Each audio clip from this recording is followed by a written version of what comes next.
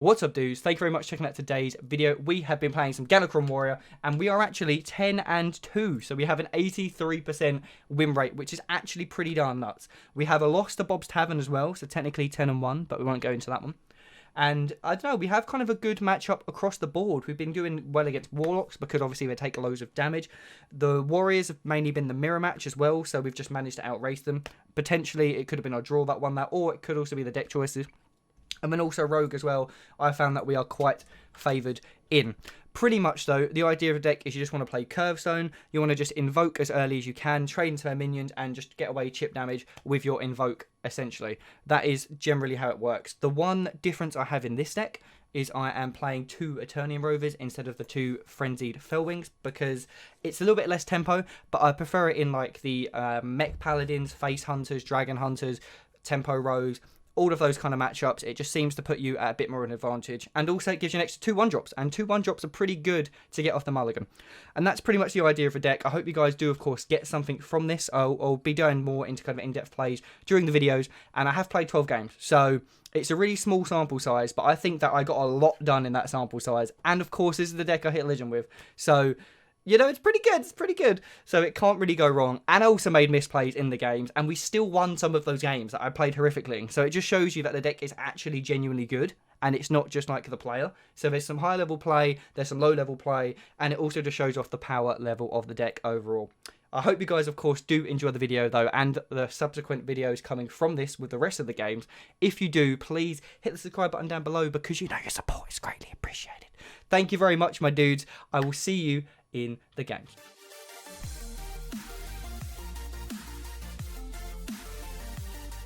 Alright, so we're playing against a Warlock. I guess we want to mulligan aggressively, so we get rid of Galakrond. Probably keep all of this. I'm a little bit late. But we are 2-0 with this deck, which is weird. And I only just put Kronks in. I forgot Kronks was a card.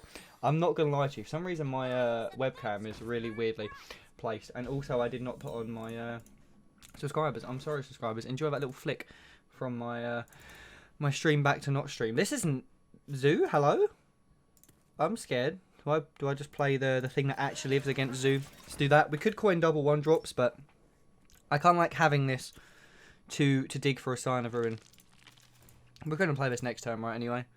But this makes me feel better. Actually, I can coin out Wrangler this way, so this is much better. Oh. Or we double Town Cry? Hello? Double Town Cry draws me Scions or... well, I guess exactly Devoted Maniac. I mean, that's actually not that bad, because then we just curve out into stuff, right? Which is pretty cool. We have the option to coin Devoted Maniac next turn, or just play Wrangler, which is pretty sweet. We will play defensive with this bit, or play aggressive, I guess. We don't need to trade here for the sake of trading. Yeah, because now we get to kill the 1/1s for free, which is pretty nice. I don't care about that. I mean, luckily we actually did go wide here. Oh my goodness, this is like the nuts. Do I just slam this Awaken? We only need to get this and then the Devoted Maniac and our Scions online. Yeah, this is nuts, right? Just clear all of his stuff. Could even face tank this if we really want to. Keep our minions around. I think that's the play. Obviously, it makes us weaker to Juggler. But I like keeping the 1/1s, man. Keeping the 1/1s is pretty sweet, my dudes. That was a pretty nuts pickup, because now we can just, yeah, invoke this, Sign of Ruins online. He can start trading into stuff. He just passes his turn, which is pretty awesome. I didn't see if Galakrond procced at all, so I don't know if he has Galakrond in his hand, question mark. Really should be paying attention to this, but I'm not. I can draw 3 cards. Yeah, that's so many cards, dude. I mean, I really want to draw 3 cards. I'm not going to pretend I don't. But also, it looks pretty unlikely he's going to clear my board next turn anyway. So I think we just invoke, get this online. Next time we can sign up or in trade into stuff and draw cards anyway. So yeah, we're going to do this. We're going to trade. I could trade with the demon, but I don't really care enough to trade. I should probably trade. Yeah, we're going to trade. Okay. We'll be professional dudes. I didn't want to trade, but then I can protect our Devoted Maniac, which is nice. That's completely fine. He gets some more 1/1s. They just go wide so quickly. But now we can Scion and Battle Rage, which is pretty nuts in my opinion, right? So we can trade this. I probably want to... How many cards do I draw? So if I trade this and then trade, I draw 4 cards. Or I trade this. Trade. Yeah, this is actually better. I'd rather trade the 1/1, to be honest with you. And we'll just take our 4 cards and be pretty darn happy with that. Our second Awaken's obviously a little bit worse because he has the Scarab Egg. But we can Scarab Egg. Well, we can, once the egg's popped anyway, we can Awaken. I know there'll probably be 2/2s, right? Because he's going to do stuff. That's fine. Ain't nobody care about your Sea Giant, dude. I really want to just slam Kronks. Wow, this Bomb Wrangler, we kind of missed out on the turn, didn't we? Which just feels bad. We can hit him for 6, 7, 8, 9, 10, 11, 12, 13, 14, 15, 16. Hitting him for 16 sounds pretty sweet. Or we just get Galakrond for next turn. Or we can invoke. Oh, we have so many options, dude. I'm not actually sure what's better. We can also just kill this, right? 3, 6, 7, 8. And that leaves us with 2 mana to kind of just invoke and pass. I'm thinking we just ignore the 8/8. Like, what can Warlock really do? Plague of Flames? You know, do we really care if Plague of Flames exist? A little bit. We could even pop this now and then. Invoke? No, I can't like this. Just play our mana, right?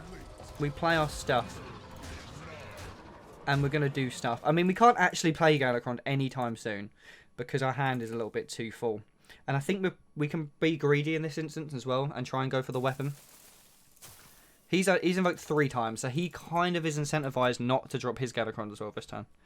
But if he does, obviously, it's not the end of the world. That's fine. There's no Juggler, which makes things much better for us. And again, we have the Awaken. Oh, that makes things a little bit more scary.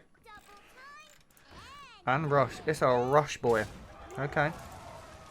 So we trade Awaken, I guess, is the play. We have no way to kill this. Oh, we can enrage it. Okay, so we do have a way to kill it. Alright, so this needs to die.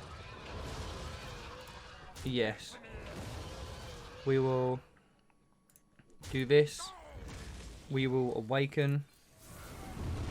I mean, actually, how much damage do I even have? I had 6, 7, 8, 9. To be fair, I was pretty darn close to killing him, but this is okay too. I kind of like just going wide on this Mold Trucker and just slamming the Scion. The alternative again is killing this, doing nothing, or we can play Devoted Maniac, which again does nothing. I think this is the play.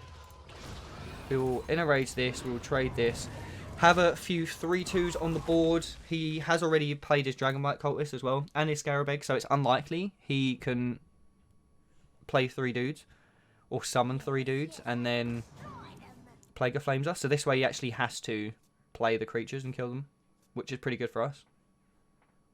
There's 1. There's 2. What is my best play? Probably Invoke next turn, right? Invoke ready for Galakrond and push as much damage as we can face. Try and set up some kind of lethal. In the hopes that he doesn't get, like, Taunt Demoned. That's a Taunt Demon. I regret everything. Are we trading next turn? No. Okay, he's just doing this for us. That's cool. He has to sacrifice 3 cards for 1. Blacky isn't really a card. I don't know. It's not the end of the world. This is pretty good. That draws me more cards, though, when I kind of want to prop Galakrond this turn. So, I don't think we need to play Skipper right now. We can do Skipper later. I could also just invoke this and play 4, 5, 6, 7. That's not good. 5. Yeah, this is still better. This way we actually get the Boombot down. Do we care about this Flame Imp? No. We'll let the Flame Imp happen. Again, if he wants to Plague of Flames us, it's okay. Because then we can set up Galakrond, right? We're okay with this. We still get to hit him for 4. Okay, he wants to juggle twice. We'll be... Oh, he's taking a bit of a risk here. Because obviously if he hits this dude, we get some bombs. Always lucky. I'll take it. I'll take it. And that was a pretty low roll. That was not bad. Does have Taunt, which does save him. That's actually not a bad turn from him. We probably just counter Galakrond, right? Can we kill him, though? He's at 16. We can do 4, 5, 6. Maybe just clearing his board is just better. You know? To be honest with you, I think this actually might be the better play. Obviously, Risky Sipper's really good with his hero power, but I still think this is the play. Maybe Galakrond just is good. Because I can clear the board next time, right? So we'll just Galakrond now. But there's nothing I really want to pick up. Because I can't play the Mercenary. I can't play any of this stuff. So I don't think Galakrond's even good right now. I mean, I can weapon, which is the one nice thing. I can weapon trade, you know, but that doesn't really do anything. I kind of want to clear the board, dude. Please, someone tell me how correct this actually is, because it feels incorrect, but it also, I don't think it is. That was probably the worst target, but I hit him for a butt ton. A metric butt ton. We will hit face, and we cannot hit face with this yet. We're going to pop all our bombs, dude. We'll see what this does. We'll hit this. We won't want to kill. All of these are apparently dead. I could have armored up, but I don't know. So many things were happening at once. I was very, very confused, dude. So many different choices just went through my head. I could have invoked and hit him for another... No, I couldn't, actually, because I didn't go face. No, I did not. That's fine. This is fine. Right, I don't know what just happened on that last turn, but we're going to pretend it didn't. So we're playing against a rogue this time. Obviously, Shield of Galakrond, and Galakrond's probably a little bit too late. I always want to keep Galakrond, but it's probably not correct against a tempo matchup like rogue. If I'm looking for like full tempo, I guess I'm looking for like Town Criers. Risky Kipper's okay because it can kill lackeys, but it's mainly the 1/4, right? The 1/4 is kind of a threat. We'll keep the Eternium Rover. I don't know, really. Do we want this Inner Rage? Or do we just actually want a playable card? It's really good for actually trading into stuff, but not good enough, right? I'm just scared of the Miscreant. Miscreant is kind of terrifying. But at least these are actual tempo on the board. Although I'd never actually play them over Town Crier, so maybe I should just mulligan for Town Crier. Maybe that's the actual play. It's all a learning curve, my dudes. This is literally our third game with it, and somehow we're 3-0. I don't know how this has happened. He's gonna dink my little dude. I'm gonna play double Eternium Rover because I'm not gonna draw anything better. Ooh, this does actually get us some legitimate pressure. We have a 3/2 with our Inner Rage next turn, and we can also coin Maniac potentially. We have no other way to invoke, so coining Maniac kind of does nothing. But also, I'd rather do something right this turn. Okay, does this Edwin, which is pretty okay. Pretty okay for us. Now we actually have something to trade into. So it might be worth just doing that. And then we can just like weapon this, play a 3/2. Yeah, I'd rather have the stats on board, right? So I will weapon trade. I know we get rid of one of our 1/1s, which obviously makes Battle Rage better, but we don't have the Battle Rage, so it seems dumb to try and keep it. And you can dagger it at any point anyway. So I like just having the 2/2 worth of stats, which is a thing. It's obviously not good, but it's also not bad. It doesn't die to awaken later too. All the things which we can do. As an escaped mana saber. This does not block the escaped mana saber. See, now I wish I would have kept the Inner Rage. Yeah, drawing a card would have been nice. Would have been real nice. I think we still play it. I know he just obviously kills it, but I'd rather him kill this than any of these anyway, because these are more pressure. 7 mana. He can play a lackey. He has no lackeys. What can you do for 7 mana? I always think like lackey and then card to defender, but this is pretty good. Interesting he done the mana saber, not the cat, but it doesn't really matter that much. I guess he's looking to bounce the cat. We can clear this, which is pretty nice, to play around a second corruptor and also Shadow Steps, or we could just invoke, which will then have this online, but I kind of like clearing this, right? And it doesn't really clear it, but it kills this thing. And then basically trades with this stuff, which is cool. It's not ideal, but it's better than what it is. I guess this doesn't play around Corruptor because he just plays second Corruptor anyway. Yeah, I guess this was a terrible life decision that I should never have made. Rip me, dude.